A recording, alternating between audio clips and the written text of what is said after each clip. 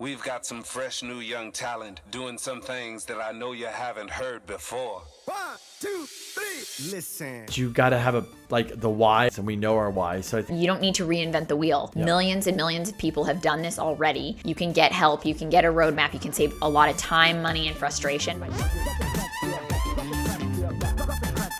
Welcome to the Value Add Podcast with K&K. Hey everybody, welcome back to another episode of the Value Add Podcast with K&K. Today we sat down with Aaron Patton. We had actually never met Aaron before. He reached out to us to come on the podcast. He is a local San Diego podcaster, and honestly, he has a really interesting story. He's only been doing his podcast for 14 months. He's built a very good following, and I feel like he's somebody that we could all learn from. He's really put a lot of work in, and I think obviously has some really valuable content to put out there based on how quickly he's been able to grow. Yeah, from Maine to Minnesota to Vegas to quitting his corporate job and sales job to being a poker player, and his parents actually supporting what he wanted to do, which is cool. Not going against him, which is one thing, which is we kind of talked about. And the other thing that was interesting is that he decided he bought a place in San Diego, then he Airbnb'd it and went on a lot of traveling. Yeah, by himself. Travel. So really cool, interesting podcast.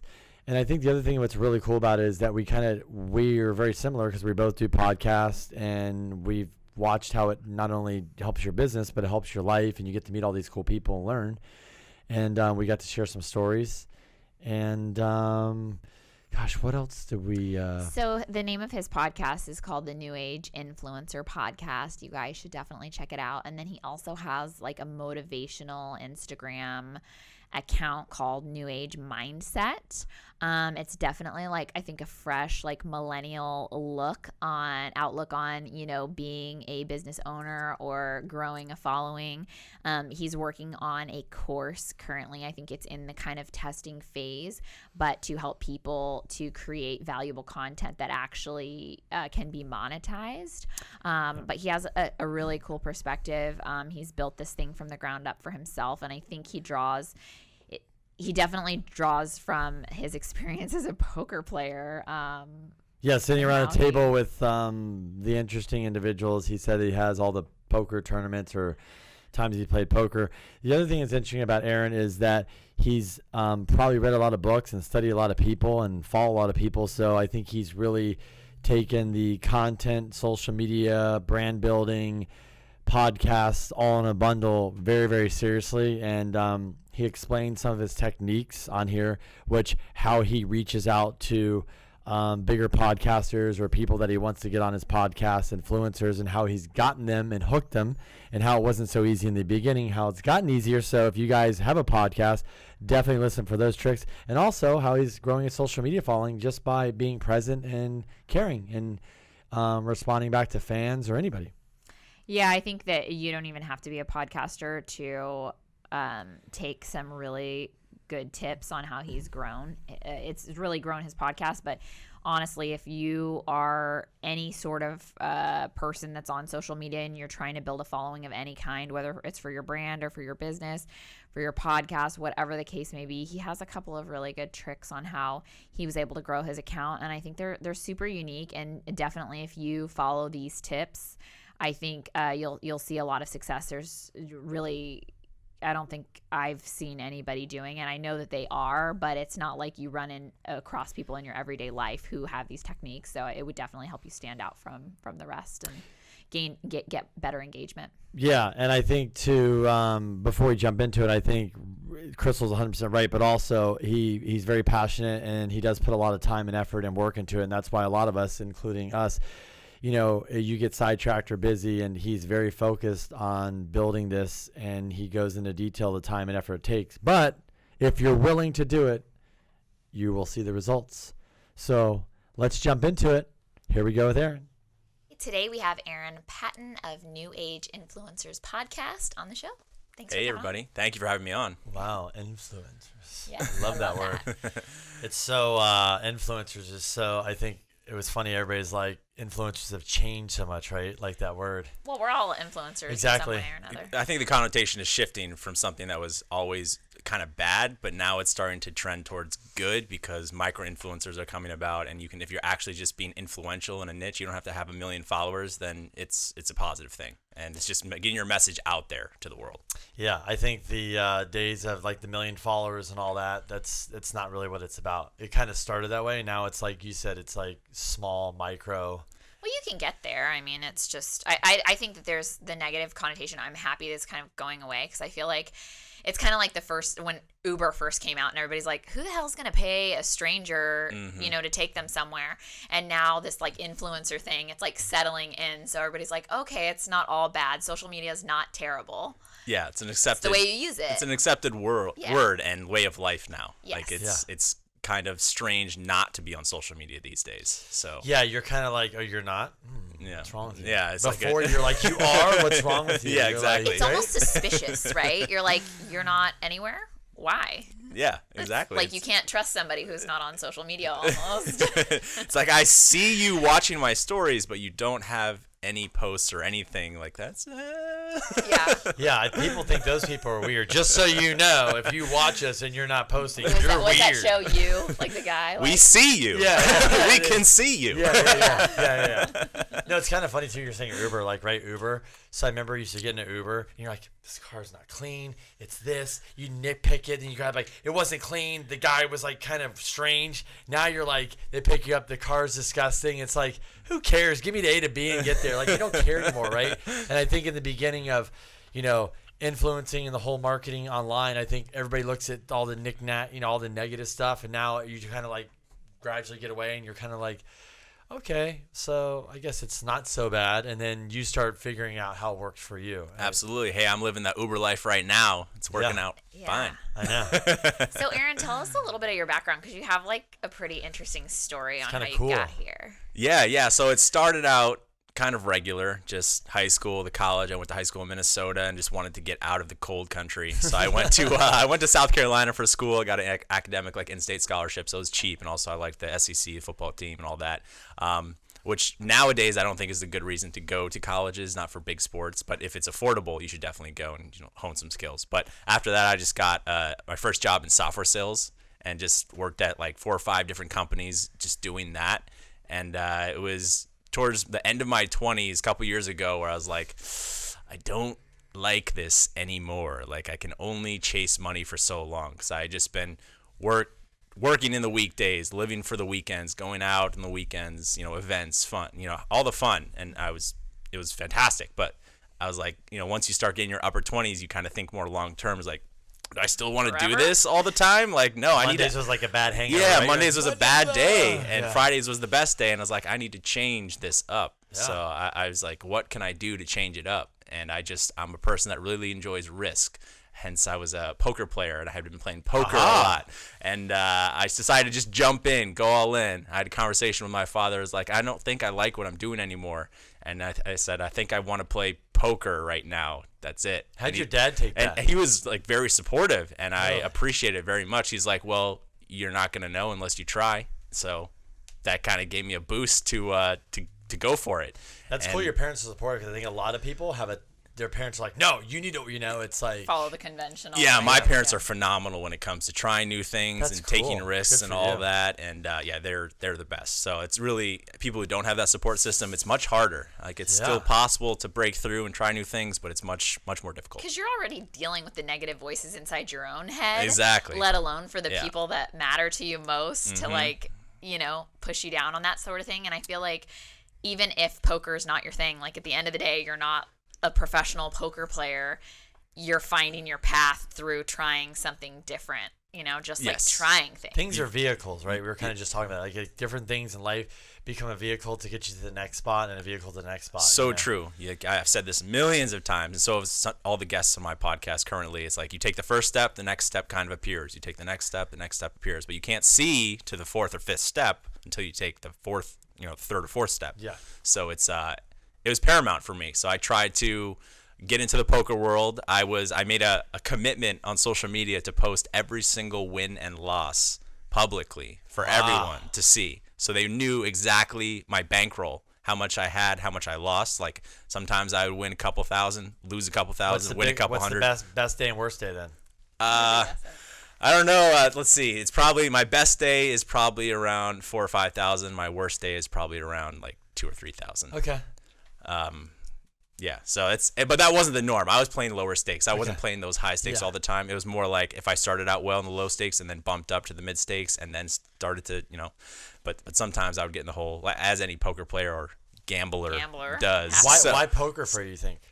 You just can control it way more. Table games is. The house has the edge. Poker, you're playing against other people. It's a zero-sum game, but like if you have more skills than your opponent, you can notice more things in your opponent, their tendencies, how they play, like their bet sizing, things like that, then you will be able to come out on top over the long haul. More strategy. But unfortunately, for live poker, you don't get enough hands to really get a massive sample size like an online poker. Oh, okay. So in online poker, you can be multi-tabling, playing 10 different tables, and get like thousands of hands every single day, whereas live poker, you only get a small subset. It's tough. So you could be playing really well, but just get really unlucky and lose a lot of money.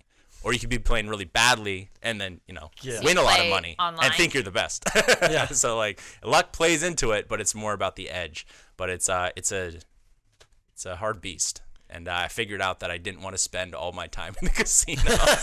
So I stopped. I stopped in my mind making that the full thing that I was going after. So yeah. Where were you playing? I was playing mostly in Vegas and here in Southern California. The best cash games for poker is in Southern California. In the in the LA region, yeah. Really? But there's San Diego, there's some good casinos too. But is a lifestyle that I'm, happy that I, tried and I still love it. It's a serious hobby for me. Okay. I'm on a break right now, but it is a serious hobby and will always be a serious hobby. But it's not something I wanted to make full time my main gig. So when you go to Vegas, where do you stay? Well, my parents live in Vegas, so if I'm going to like not party and just relax or for the holidays or just to chill out, I'll stay with them. But if I'm going with friends or like a pool party or whatever, we'll stay just on the strip. And if you're partying, are you still gambling? I try not to, especially at this juncture in my life when I'm trying to get some other things going. Okay. But when I was making like steady income and having that job, I would just, whatever. Have some fun. I would risk, have some fun. Would you go to the same spot or different places? Or my favorite spots in Vegas, the Wynn, Bellagio, Aria, kind of the main staples. Is it? Okay. Yeah, but so that's sweet. So you'll just how many typically how many hours would you sit there and play poker for? Here's the question. Here's the question. Yeah. It would probably be between 6 and 9. Yep. Wow. No, but no. That's when you're gambling. But no, but She's like, oh my god. But I have to say though, for poker, I mean, Paco, you're over there. For poker, that's actually we're not talking blackjack. I mean, we set a blackjack table for 6 hours.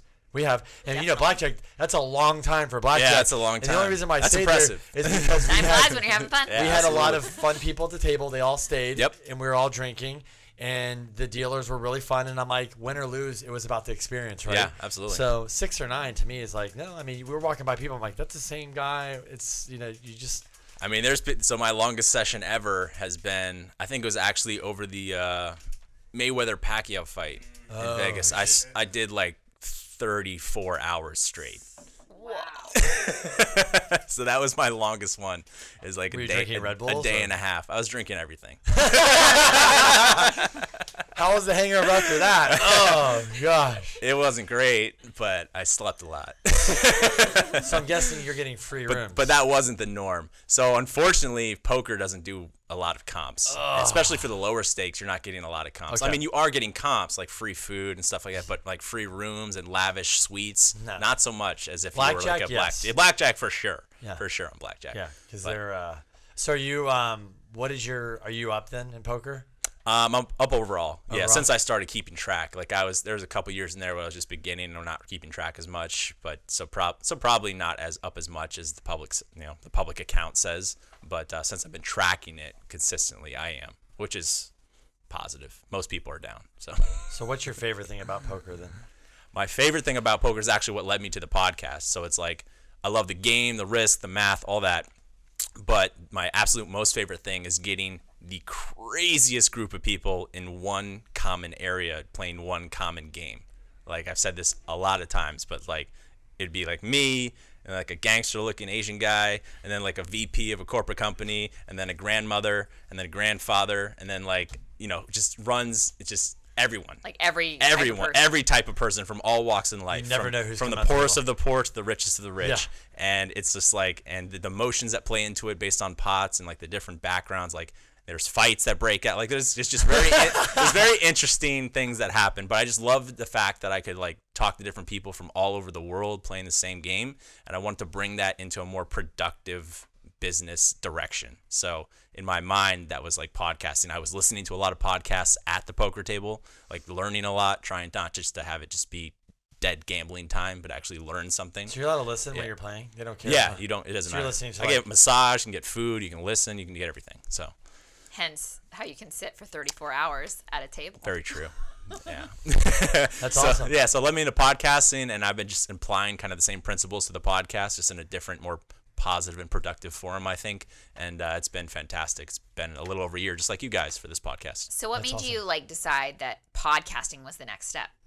I wanted to get into content creation. I wanted to build up some type of brand where I could eventually make money, but I also just wanted to learn how people were making money online so that I could apply the advice that I've learned from them to my own life. So like a learn with the audience type of thing.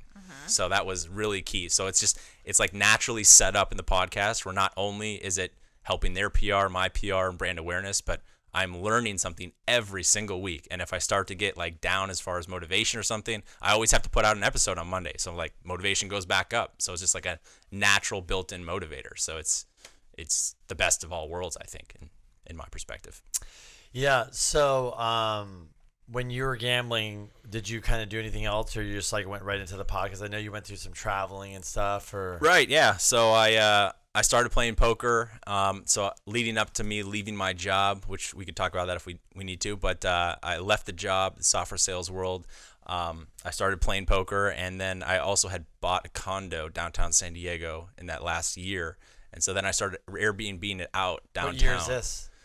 This is 2017. Okay, cool. And then I started Airbnb-ing it out, and I knew I wanted to travel too, because at that point I didn't truly know what I wanted to do. I just started the podcast, but I didn't really know the direction. But I knew I wanted to kind of travel, think about things, and see a little bit of the world. So my sister lives in Germany. We did Christmas in Germany, and then I went on like a 15-country trip, like a couple weeks with friends, and then 2.5 months solo. And I let podcast listeners and social media followers vote where I went. That's so awesome. I didn't really know where I was going to go. I would pose 4 cities in opposite directions.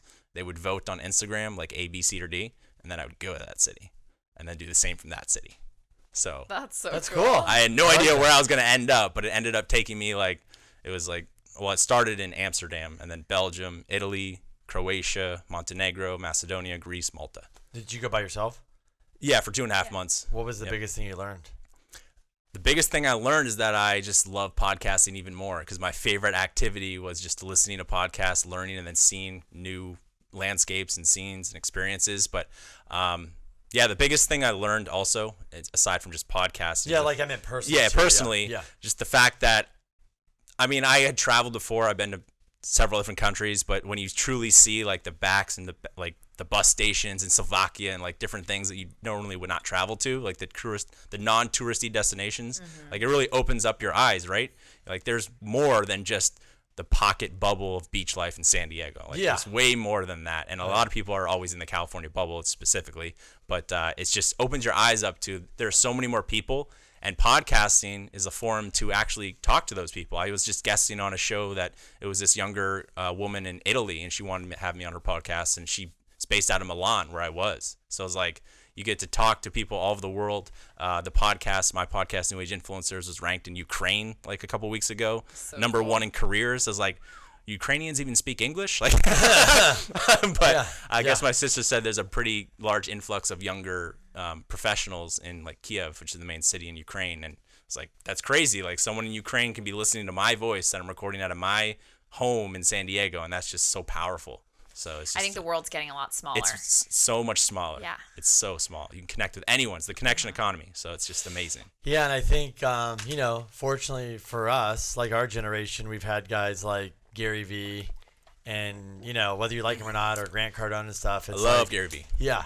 And I think Gary Vee was obviously one of the guys that went out there and showed us, like, this is why you do it. And then you got a guy like Grant Cardone, though. When you see him, he's like, everybody's like, why'd you buy the jet? And he's like, this jet can get me around the world, and I can see people. And at first, people were like, I don't understand it. And I think now people are like, oh, wait a minute, this guy's going around the world, flies in, has this event, whatever, but he meets all these people, and he comes back, and he's like, now he's been in all these countries and meeting people, and he's like, this is how you build a brand real fast, real quickly.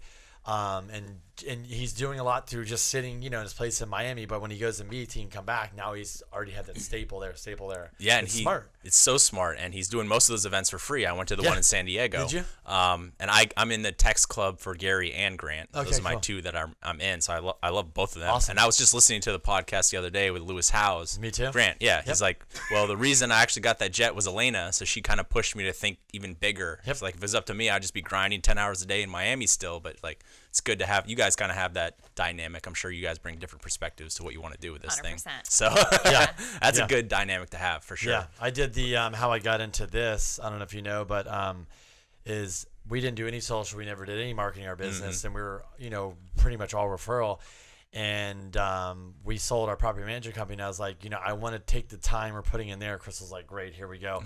But I want to put it into building content and a brand because I think if I can build a brand, then I can start doing a lot of other things, right? You see people, they build a brand and get it, and then they start, you can start, it's like the hand, start going out. And so I didn't know anything, and Crystal's like, hey, you should check this guy out for Gary Vee. So I jumped in and obviously just, swallowed his content like, a fire hydrant. And then, 4 or 5 months later, might have been, I went and flew in and did the 4D with him.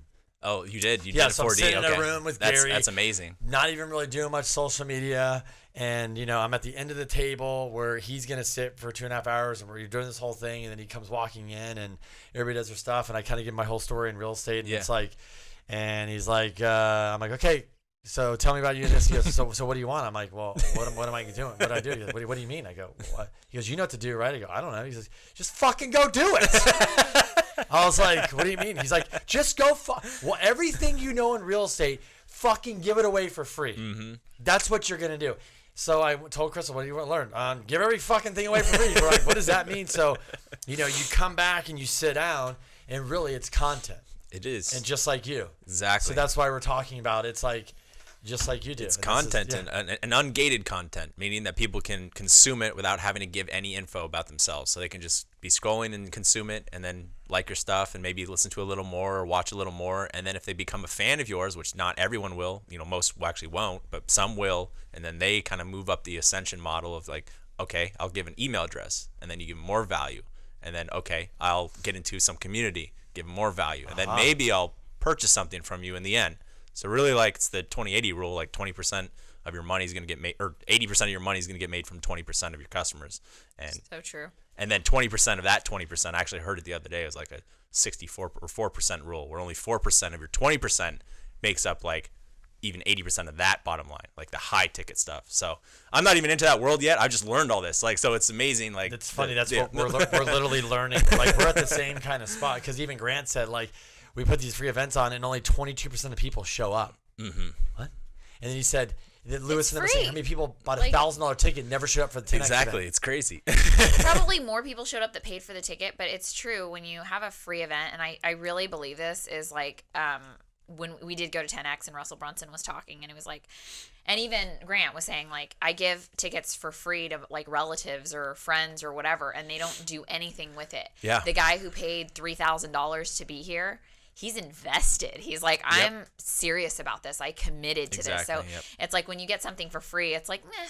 I mean, that's your level of commitment. Basically, you gave nothing. And you're just kind of like, if I didn't sleep good today, maybe I just won't go to the event then. Yeah. That's exactly right. So what have you putting skin in the game is important. Yeah, for sure. From doing the podcast, it's kind of funny because we're both in the same boat, which is kind of cool. Yeah. In the last year, what do you think your biggest takeaway is like somebody that's listening now, that whether they're going to start a podcast or just start putting content online and talking about what the hell you do, right? Like you gamble, you're like, I'm going to show you my watch.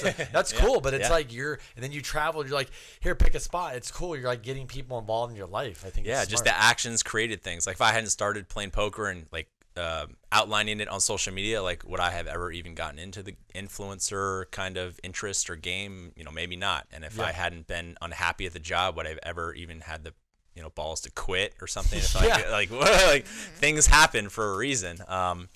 But I would just say for people, like if you're out there, you should have two main things. You should have a main social media platform, and you should have a main content platform where you own your stuff, like a podcast, a blog, or people say YouTube, but you don't truly own YouTube channel, but it's pretty guaranteed that it's not going away. So YouTube, blog, or a podcast, and then in conjunction with that, Instagram, Twitter, LinkedIn, or something else. And if you can just focus on two main platforms starting out and build up, just put out the free content about what you care about, whatever it is, talking about your daily life and also the stuff that you care about. So I mentioned it. I mentioned it in the other San Diego podcast recently. It's like niche content, broad content. So you're posting niche content about your real estate, but then broad content about what you're eating so that people can relate to both and people that are in both buckets follow you.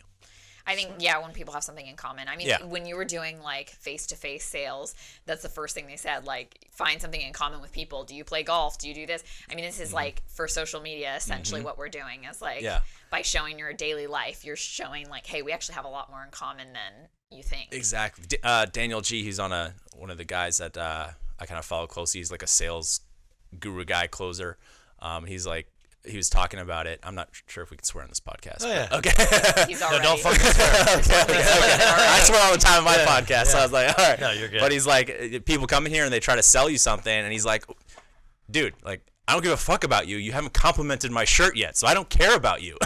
You got to build some rapport in some aspect. Like, that's, exactly. That's jab, right hook. Nobody gets it. I'm like, Gary, like, give. When we're in the meeting, he's like, give as long as you can. Mm-hmm. As long before you monetize. Go as far and long, because I'm telling you, when you hook, you'll be rewarded. And then you might not have to hook. But I agree with you. 100%. 100%. And it's in the beginning, building up something, people expect, like, just because I put a nice looking photo or like a good caption, people will follow me. Well, that's not the case anymore. Maybe back in the day when it started, that was the case. But now you have to build your foundation. You have to do the Gary Vee of staying up till 3 a.m. and responding to tweets, like on Instagram or LinkedIn or whatever your platform is. You have to build a foundation of people. So I constantly voice DM people that follow my concept account, New Age Mindsets, that kind of goes along with the podcast. It's like, hey, thank you so much for interacting with this account. If you like what this account's about, maybe you'll like the podcast. Check it out. Let me know your feedback. We'd love to hear what you think.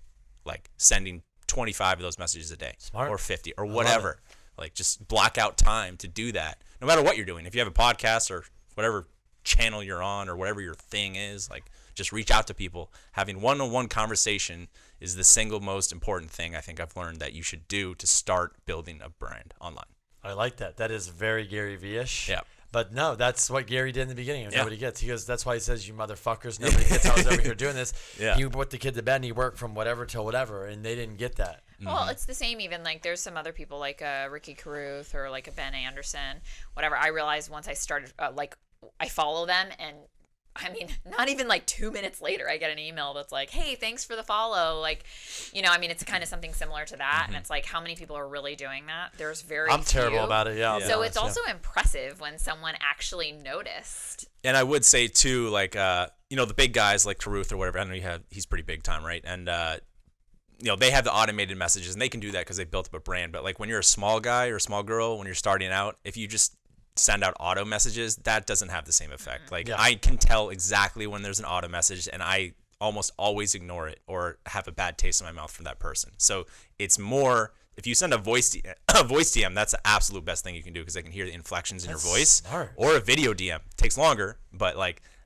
you got them for life almost. Like, it's, and 95% of them will look at your profile, and if your profile's set up and optimized to something they care about, they'll for sure follow you, or but at least small, like your picture. How many people are really following you a day? So it's not like you have like thousands. Well, that's why when you're small, you have to follow, comment their picture, and send them a voice DM. Yeah. And if people don't follow you after that, then maybe you need to switch up your content or provide more content or value. But if you do that for people who aren't expecting it, strangers, like they're actually really happy. Like, people know that this account exists, because they never get messages if they're. It's flattering too, right? It's like getting a compliment. Especially if you address them by name and you comment on something their picture, like, hey, Brad, I like basketball too. I play every Tuesday. How often you play? Like, shit. What? Brad's my guy for life now. Yeah. No matter what the fuck I'm talking about. Yeah. No, smart. That's really smart. No. What would you say to people? Because we actually still have, I mean, I think in our business, since we're in real estate, it's like a lot of people are they're not millennials. Like, they're a different generation, and they're not on social media yet. Yep. And they talk to us all the time. They're like, I need to get on social media. I need to do it. But I think that the biggest thing they're worried about is what other people are going to think of them. So they just never get started.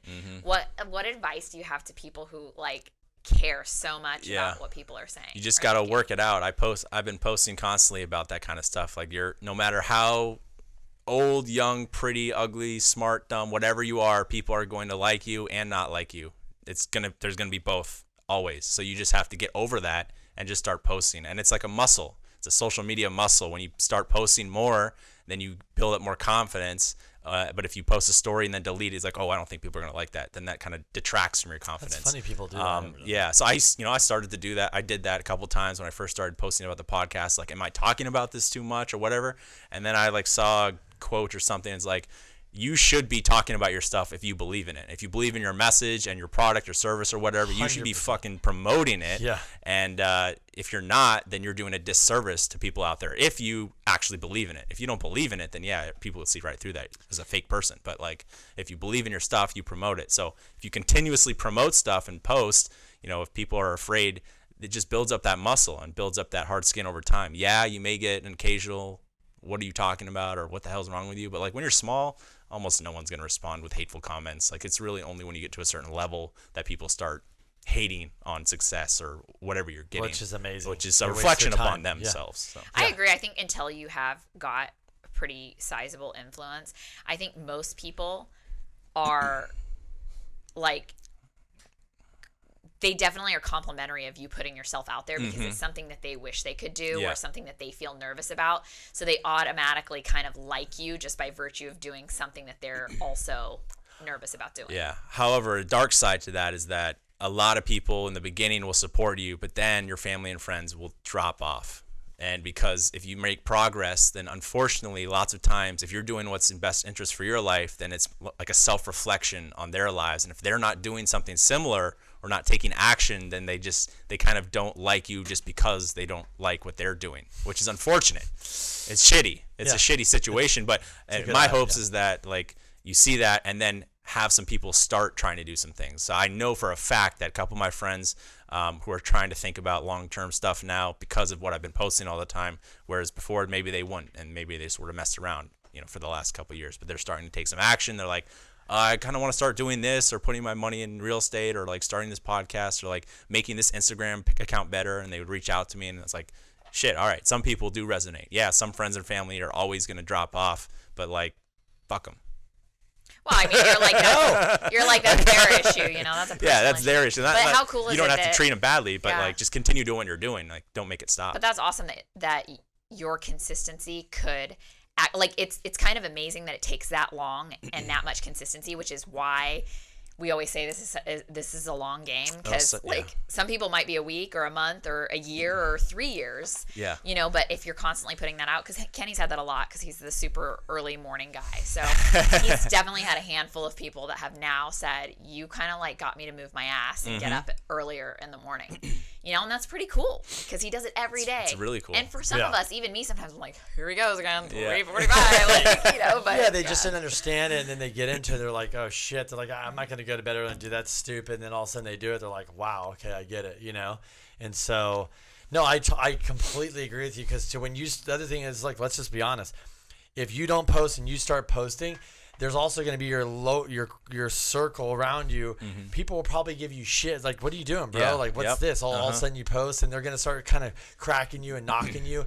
But the thing is what you got to do is just understand is they're going to do that. But eventually they're going to get worn out because they're going to go, oh, this mother effer is going to just keep going. Yeah, he's real serious about this. Yeah. Most people will start something, say they're going to start something, get the support, and then drop off. But if you start something, people pay attention, then they stop paying attention, but then 6 months later, they're like, oh man, he's still doing this? He must be serious about this. All right, I'll give it a listen now, or I'll give it a follow. Or no, and when I was up early, I started talking about doing it, and then people would kind of, give me, and I'm like, dude, you're trying to rattle my cage because you're whatever, but I don't really give a fuck. Yeah. And then eventually it turned into, like Crystal said, like, fuck, maybe I should start getting up early. And then they're more like, now the respect's here. They're like, oh, every time around, here's Mr. 345, you know? So I think, but it doesn't matter what it is. It could be anything in your life. If you just see through the bullshit and just, you got to ignore it because they will come, and then eventually they might be fans, or they might just go away. So true. And that's why I have like a kind of a 3-point Instagram system where I have the podcast account, my personal account, and then I have this concept account called New Age Mindsets, where I post every day. And it's like a motivational or kind of like real type of thing, kind of like a Gary Vee.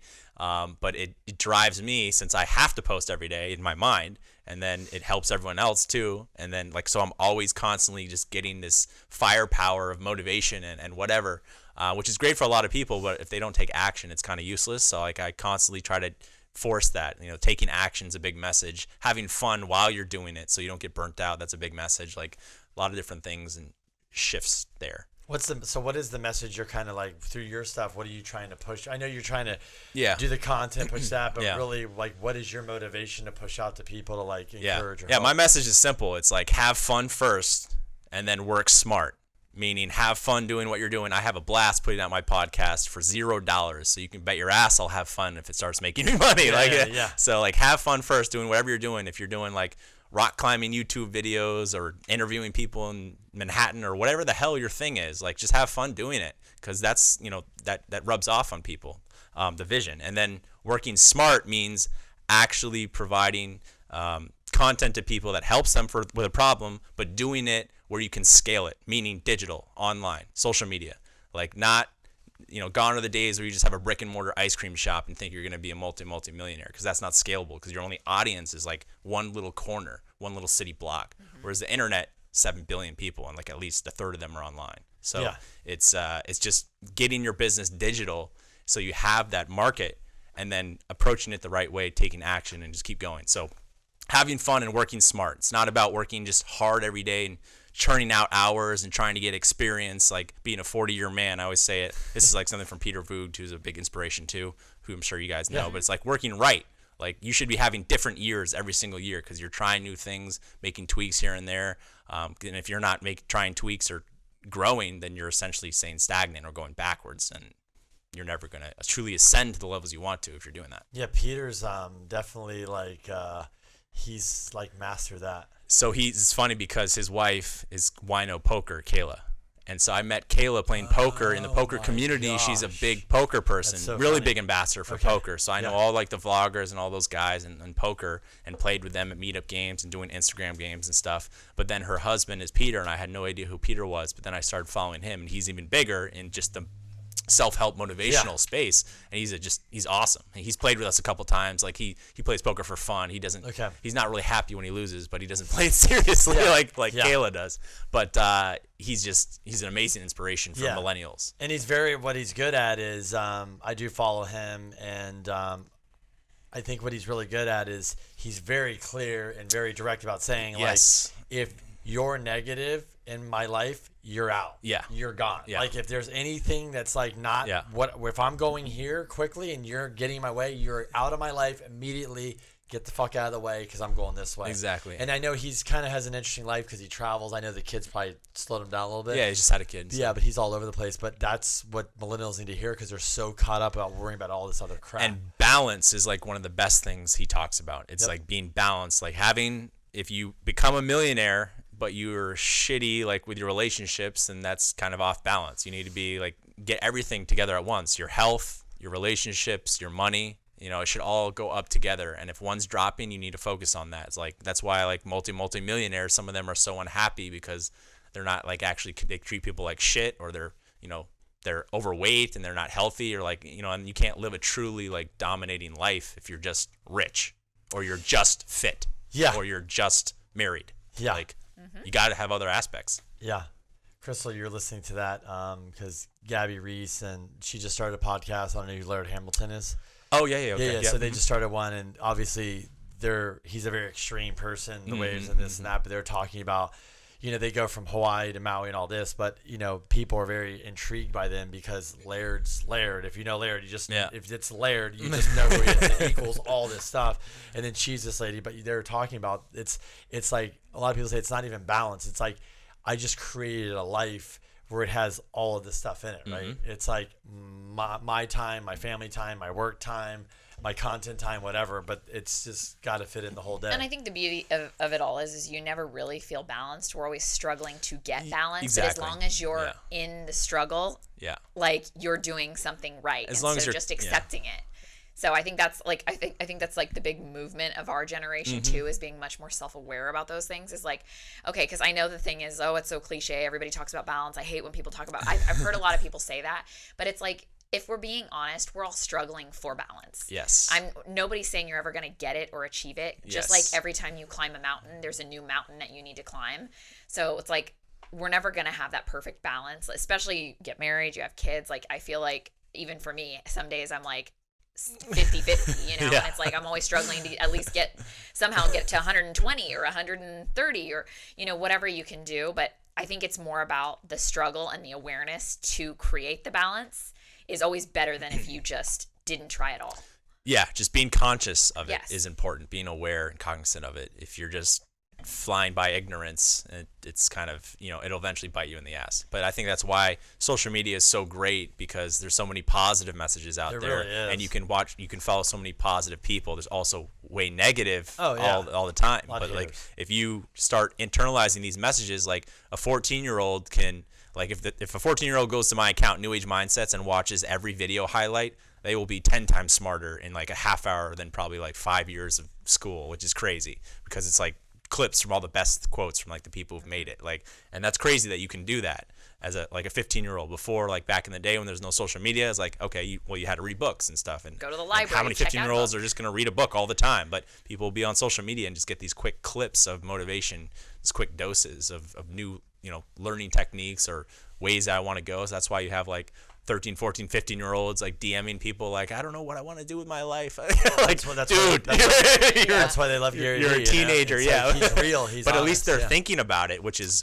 leaps and bounds ahead of most people. We're so lucky. It's like you can pull up your phone, you can go through podcasts, and you can see people that you've never been able to see, touch, feel, and see them in a podcast, which somebody you know is a good podcast, or asking them the good questions, and they're just being very open. Anything. It doesn't matter. It's fitness, entrepreneur, any sports, whatever. And you get the questions. You're like, oh, I wonder what they was like. They're telling you about their life, and you can learn so fast about all these different people and things. You can eagle eye into anyone's life too. Like you watch a football game, and like you see a guy flying in from the top, and it's like, who is that? They post the handle on the screen, and then you go follow that handle, and he's taking a selfie video as he's flying into the stadium. So like you got that perspective. You saw it. You got it. Like, that's insane and amazing. Like, so amazing. Yeah. You can see any perspective. You can see a perspective from the most famous celebrity in the world, or your cousin Sarah. Yeah. No. I like, because it's like whatever you're interested in, you can find. And exactly. It's like I'm interested in different things at any given moment. Sometimes I want to learn about business things. Sometimes I want to learn about wellness things. Sometimes you want to learn about makeup things. Yeah, whatever. Yeah, all of it, So it's nice that you can kind of find that. Best pranks to play on the husband things. Right. Wait, we haven't done that one. That's good, so you've been doing your podcast now for like 12 or 14 months, 14 months, 14 to 15, yeah. Yeah. So what's kind of your next, you've done like basically a year of podcasting. We talked about it a little bit, but what's kind of like your vision or your goals for this year and moving forward? Yeah, great question. So right now I'm in a test phase with about 125 people. It's just getting started, but for the next month or two, I'll be like putting out specialty content, like private content, based off all the thousands of notes and hours of research and conversations with influencers and entrepreneurs and all of them, and kind of putting it into an easily consumable pathway for how to actually make your first dollar online by creating content, and what actually needs to happen for you to do that, and the timelines and all that stuff, and different value adds for them to actually get there. So it'll be like a membership-based subscription model. So I'll be officially launching it in spring with a fee attached. And, the beauty of it is, if no one new joins and no one wants to pay, and it takes me a while to struggle to get new people in, well, I'll be able to help the people that are in there for free even more so. But if I get more people in there and I start off with a bang and get a lot of people, then it'll just be more stories and more people to collaborate. And when you're around like-minded people, that's when magic happens. So that's one of the other basics that I've learned from new age influencers is like when I'm talking to all these people, like I know myself, I will eventually get to some area of what they've done, like maybe not as great or as fast, but like if I'm just talking to them every week, it will rub off. And on the opposite, if I'm just partying every week, that will rub off too. Granted, I do like to have fun and I do it both, but like, you got to have a balance. Again, it comes back to balance for what you want. So that's the main thing I'm going to be focusing on. I've been doing like consulting for free and, a couple paid here and there for just like podcasting, but I didn't want to be a podcast helper or like a podcast consultant, which is, what I would be right now. Yeah, I've had a podcast and I built it up and so I can help people with that. But like, I don't want to be talking about mics and like how to set it up and all that stuff. I want to be talking about what do you like doing online and how to get you from point A to B. Yeah, you don't want to be in the granular like details of. Yeah, and if someone wants to, start a podcast and like maybe pay like a high ticket for consulting, like, yeah, I'll take on a couple clients to do that. But like, I don't want to make that my main core business. So I'm just trying to be cognizant and do things the right way for what I actually want and not have to pivot. So start and just continue to scale and not start and have to stop and reevaluate and do something else. So I have to give them a lot of thought to it. Like it's changed in my mind multiple times, but this is what I'm doing. This is it. Yeah. That's cool. Yeah. That's exciting. Yeah. So you guys are doing something similar, you said, or? For us, I mean, we have, our main focus is like we do finance, commercial, residential, right. And then we are real estate investors, which is our passion. That's what we like to teach. And so we did the podcast because we wanted to share what we do. Mm-hmm. I think we'll be, this is why the shirt I'm wearing. That's what I'm focused on is generational wealth. Yeah, for sure. Our generational wealth is more through real estate. That's what we believe in. Yep. That's what we know, and that's what we're going to preach. So I think we're backing up and going, okay, what does that look like for us? And we've added value to people, and how do we add more value? But we just do it in a strategic way. Mm-hmm. And I think it's through the podcast, through content, and then obviously eventually it'll be through material and maybe some coaching and things like that in the future. That's really cool. Yeah, I mean, real estate and like online digital products are just like the two main buckets for making eventual passive income. Like nothing's truly passive. You're going to have to put in work on the front end, but like eventually like those two things, if you have those two boxes checked, like you're going to be good for a while. Yeah. And so that's what, Crystal and I, we've done it, we've built it, and we advise people every day, all day. Yeah. It doesn't stop. So we realized because we did the property management, just kind of like you go and do all this stuff in a short period of time and cram it all in. And what comes out is two people that have like a double master's in real estate, but like some people call us like this. I'm like, I don't know anything about building or construction. Call this guy. That's not what I do. Yeah. I just know this is our niche. Like we buy multifamily property. We know how to finance it. We know how to rehab it. We know how to manage it. We know how to acquire it. We know the whole freaking thing. And that's what we want to focus on. Just like, you're kind of. Well, the higher level overview though is that most people are working in a job, right? That they just live for the paycheck and the weekends and whatever. But then also too, like you're doing this for so long and then you're like, well, what else? Like, am I really going to do this until I'm 65? And exactly. Even when I'm 65, am I going to be able to quit and like live a decent lifestyle that I want to live? Yeah. And so it's like, no, you can no longer just have a job and get a salary and contribute to your 401k and then retire and live a comfortable lifestyle. Yeah, we don't know what is going to happen in like 30, 40 years. Like we could all be taken over by robots. Like, you don't know what can happen. And like we're all that. living like, longer. Yeah, we're living longer, and you don't know if like Medicare and all that will be around. Like, God knows what happened. Who knows will be president or if president. I hate politics to be honest, but like I always say that I think presidential's. The president's outdated. I think we just should have a council where it's like 5 people from every generation and they make the decisions every time. Yeah, it's hard to like travel and meet other leaders and stuff, but like I feel like there could be a better system and not have the 2-party system. I just hate it. I hate seeing people argue online. Outdated. Nothing ever changes. Minds never get changed based on what you say. They're there for the wrong reason. Yeah, like it's just right? spawns hate, and it's 100% horrible. And I agree with you. I listen to Robert Kiyosaki. He is. Yeah, Rich Dad Poor Dad. I listen to his podcast. And politicians hate him. People hate him because he's like, if you listen to his podcast lately, he's has a book called Fake News, Fake Assets, Fake Teachers. It's all fake. It's all bullshit. Yeah. And then he's like, pensions, that's the next crisis. Like, pensions are effed. Like, that's what I tell people. If you, like he said, go find your pension. Go ask what they're investing. Really look at it and call me and tell me how things are looking, because it ain't good. Yeah. And like you said, Social Security and Medicare. Social Security, what it's created for, if you really go back, it wasn't how we use it now. Is not really what it's created for. It was like kind of a help thing. Now it's like I rely on a thing. Yeah. So we just realize if we're gonna rely on it, like you just said, is when you have your podcast, you own it, you control it, you have that, right? If you have your brand, you can kind of do that.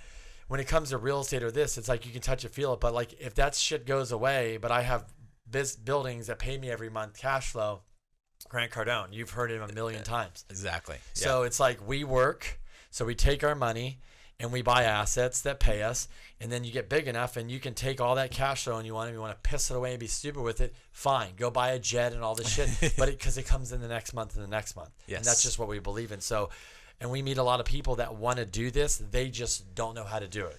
And the one thing we learned recently is what is it?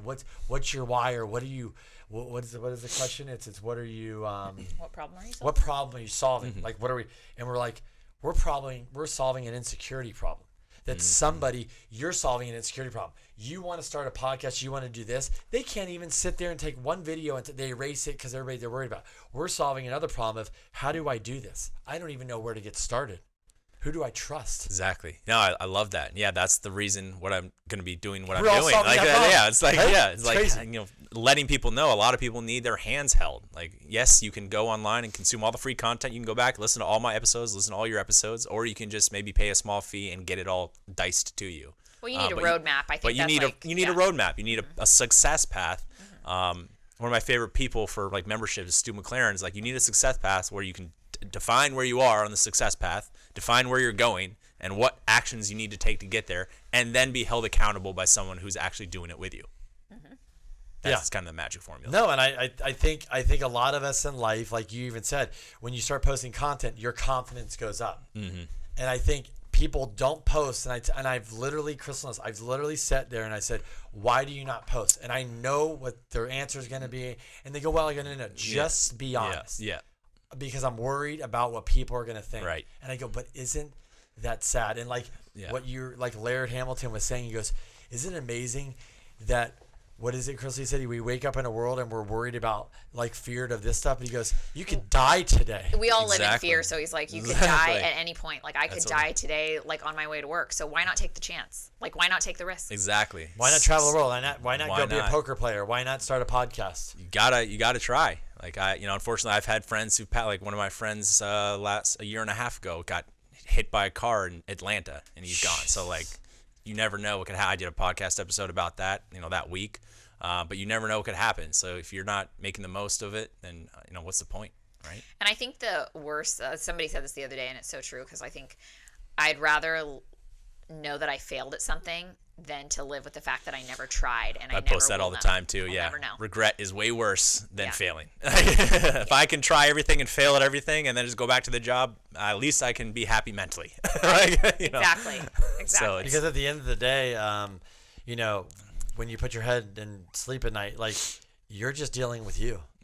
Like, if you failed, it's like, who cares? Who cares what anybody thinks? Because you go back to your job, you're like, but at least I tried. I did it. You're not doing anything. And frankly, I tell people all the time, like, even though people have their opinions and their judgments, nobody really cares. Most people really just care about themselves. They'd rather you just hear their opinion and then they go on with the rest of their day and don't even give you any thoughts. Exactly. Crystal reminds me of that a lot. It's the spotlight effect. It's like, you think people are paying attention to you at an 8 out of 10. In reality, most is like a 2.5 out of 10. We all want people to hear our opinions because we think our opinions are so important. Yes. But we don't even really care that much about the thing we're giving the opinion on. Like, that's the truth of the matter.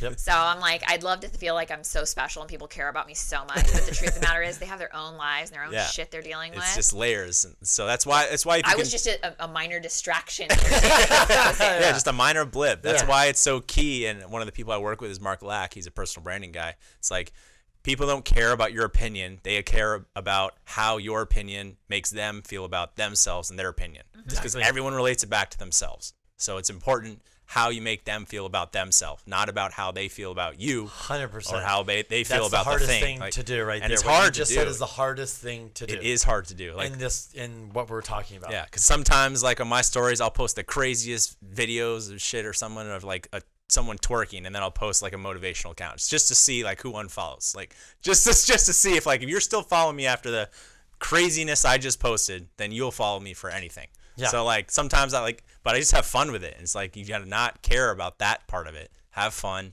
put out your stuff. Because I do like video votes, or I take like 2 like TikTok videos and like put them up against each other. I've started to do that, and like some of those are wild. And then I'll be doing a quote from Gary Vee, and then people are like, "What is going on? Like this is the most random shit." But like they pay attention to that because they don't know what's coming. Or if it's me just out, I just did a video before here. It's like about to do another podcast for 5 seconds. I posted it. Like real life, fun, entertaining, educational, inspirational. Like just mix it all up. Just do you. Yeah. I think the other thing too, like the younger generation and even older people too, because we do with finances, is like, you're buying shit because you want to impress other people. That you buy the Gary Vee, you buy shit you don't need to impress other people. And that's why I tell people, that's where if you want to do this, that's got to go away.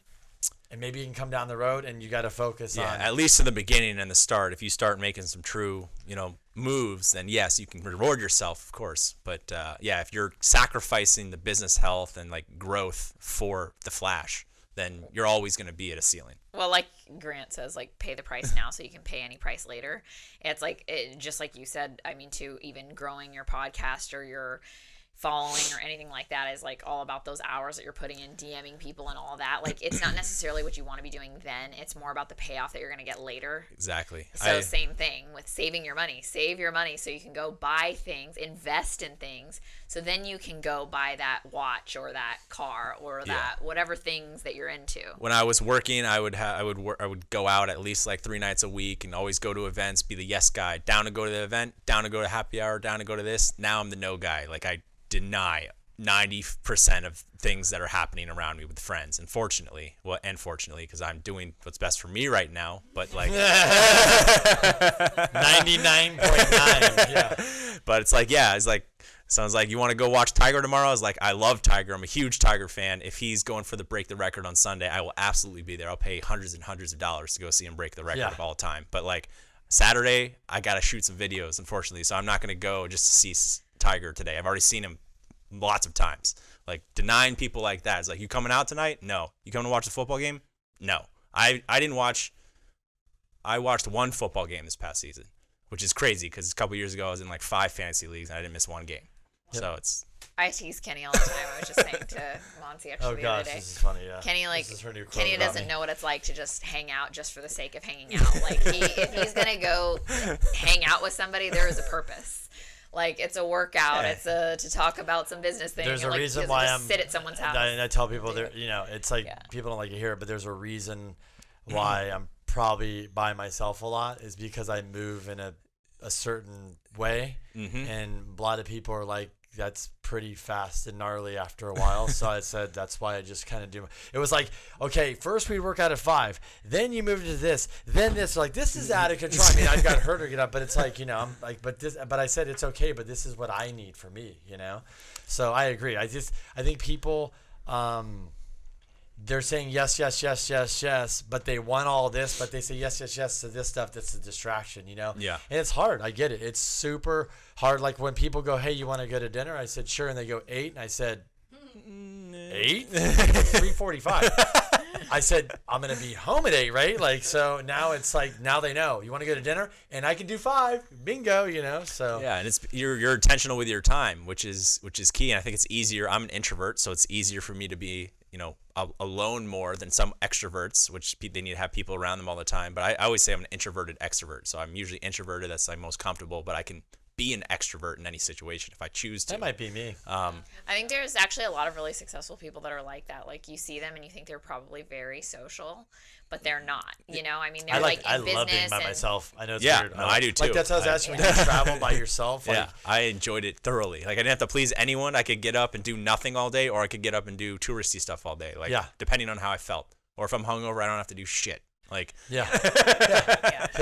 It's one thing that I probably, if I could go back in life, I'd probably travel by myself. I won't now because I would rather travel with family. But this is like, because obviously if you have family, you're like, there's no way I want them not here. Right. But I would have done that because I would have probably really enjoyed it because I love just being myself because you learn so much about yourself. Yep. And you're putting yourself in situations where there's nobody around. Like I'm just going. Like I stayed in hostels, meet other people doing the same things and just different backgrounds. And like sometimes you can travel to the next place together. I was doing the boat thing, so I didn't really do that. But like, just meeting amazing people, and it's incredible. Learn more. And a famous surfer, Andy Irons, he passed. I don't know if you know who he is, but he always said, you can go to school. He's like, but you'll learn more traveling the world than you ever will in school. Like any school will teach you.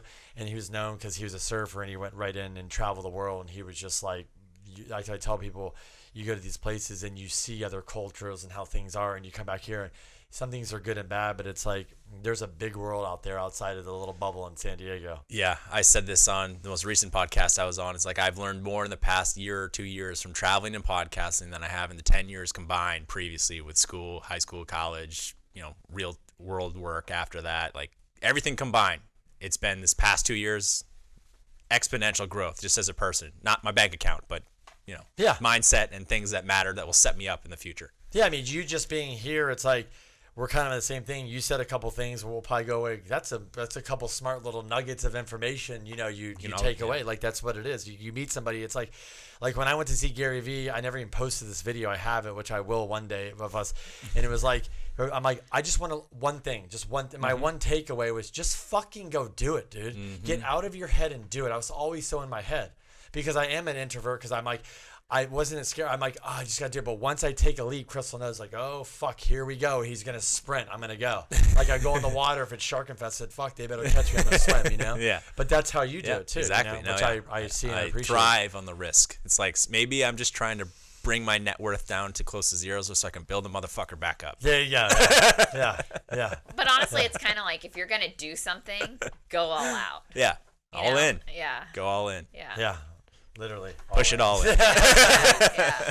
Cool. Well, hey, thanks for coming on. This is fun. I mean, I think it's cool because you're obviously really comfortable. You're doing podcasts, but I think it's cool to see somebody else like a year later. But when you have a conversation, you tell us what it's done for you. I feel like we can relate. We understand, and that's why the only message I think hopefully people get out of this really is like, look, I always tell people, just get started. Just start. You don't have to have it all. Like we didn't, like that's what we said to the lady. We don't have it figured out. We just went and we said, let's go a year and then turn back and let's see how it now we're like, shit, let's get a little strategy. Because if it worked that good on, willy-nilly, let's get some real strategies, some real concrete, like you said, roadmap, and let's knock this shit out of the park. Absolutely. Don't try to get it perfect. Just get it fucking going. And if you get it going, that's the thing. Again, we're all striving. I think for you need to take that clip right there. That's your quote, and I'd be like, the letters, get it fucking going. Exactly. Well, thank you guys for having me on so much. It was amazing. Yeah, I love your setup, your studio, and it's nice to meet people in the same boat. Yeah. Cool. Aaron, before we let everybody go, where can they find you? Yeah, sure. On Instagram is my main gig, Aaron B. Patton, B as in boy, and then you can also go to aaronbpatton.com. But you can get to all my other accounts from that account, and just all together. It's all connected. Awesome. Thanks for coming on. Thank you. Thank Appreciate you. it. Okay.